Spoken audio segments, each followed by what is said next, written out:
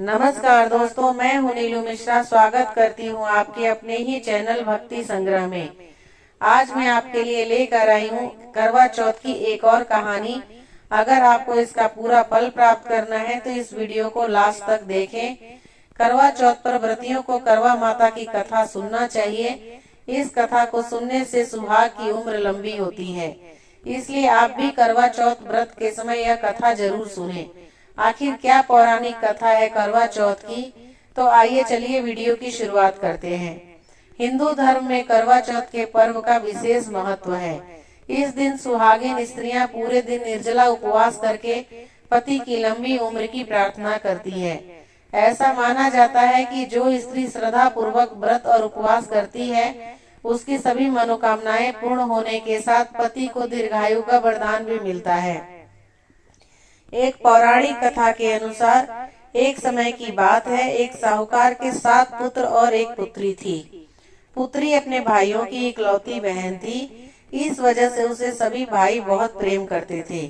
एक बार कार्तिक मास के कृष्ण पक्ष की चतुर्थी तिथि को साहूकार की पत्नी समेत उसकी 7 बहुओं और पुत्री ने भी करवा चौथ का व्रत रखा। रात्रि के समय जब साहूकार के सभी लड़के भोजन करने बैठे तो उन्होंने अपनी बहन से भी भोजन का आग्रह किया। इस बात पर बहन ने कहा कि भैया, आज करवा चौथ का व्रत उसने भी रखा है और चंद्रमा के दर्शन के पश्चात ही कुछ खा सकती है। चांद के निकलने पर उसे अर्घ देकर ही वो अन्न और जल ग्रहण कर सकती है। साहूकार के बेटे अपनी बहन से बहुत प्रेम करते थे और उन्हें अपनी बहन का भूख से व्याकुल चेहरा देख बहुत दुख हुआ। अपनी बहन का ये हाल देखकर उन्हें ऐसा विचार आया कि यदि चंद्रमा जल्दी ही निकल जाए तो उनकी बहन व्रत का पालन कर सकती है। इस वजह से साहूकार के बेटे नगर के बाहर गए और वहां एक पेड़ पर चढ़कर अग्नि जला दी।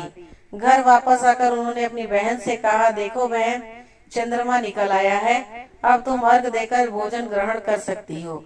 साहूकार की बेटी ने अपनी भाभियों से भी चंद्रमा के दर्शन करके व्रत खोलने को कहा, लेकिन उनकी भाभियों ने इस बात से मना कर दिया और बताया कि अभी चांद नहीं निकला है, बल्कि उनके भाइयों ने प्रेम बस और बहन को भूख से व्याकुल देखकर ही नकली चांद दिखा दिया है। बहन ने भाइयों की बात को अनसुना कर दिया और अपने भाइयों की बात मानकर भाइयों द्वारा दिखाए गए नकली चांद को अर्घ देकर अन्न जल ग्रहण कर लिया। इस प्रकार बहन का करवा चौथ का व्रत भंग होने की वजह से भगवान श्री गणेश साहूकार की बेटी पर अप्रसन्न हो गए। गणेश जी की अप्रसन्नता के कारण उस लड़की का पति जल्दी ही बीमार हो गया और घर में बचा हुआ सारा धन उसकी बीमारी में व्यय हो गया। साहूकार की बेटी को जब अपने किए हुए दोषों का पता लगा तो उसे बहुत पश्चाताप हुआ। उसने गणेश जी से क्षमा प्रार्थना की और फिर से विधि पूर्वक चतुर्थी का व्रत शुरू कर दिया। उसने विधि से पूजन करके चंद्रमा को अर्घ देकर अपना उपवास पूरा किया और वहां उपस्थित सभी लोगों का आशीर्वाद ग्रहण किया। साहूकार की निश्चल भक्ति और श्रद्धा को देखकर भगवान गणेश जी उस पर प्रसन्न हो गए और उसके पति को जीवन दान दिया। साथ ही उसे सभी प्रकार के रोगों से मुक्त करके धन संपत्ति और वैभव से युक्त कर दिया। प्रेम से बोलिए करवा माता की जय। ऐसी मान्यता है कि करवा चौथ की पूजा तभी पूर्ण मानी जाती है जब पूजा के साथ इस कथा का पाठ किया जाता है। जो स्त्रियां करवा चौथ के दिन पूजन के साथ इस कथा का पाठ करती है या कथा सुनती है और चंद्रमा को अर्घ देती है, करवा माता उनके पति को दीर्घायु देते हैं और साहूकार की बेटी की ही तरह उनके पति पर भी सदैव भगवान गणपति की कृपा बनी रहती है। करवा चौथ के दिन इस व्रत में करवा माता का ध्यान करते हुए यदि स्त्रियां इस कथा का श्रवण करती है और दूसरों को भी कथा श्रवण करवाती है तो उसको अखंड सौभाग्य मिलता है। तो दोस्तों, करवा चौथ की ये जानकारी और कथा आपको कैसी लगी, मुझे कमेंट करके जरूर बताइएगा।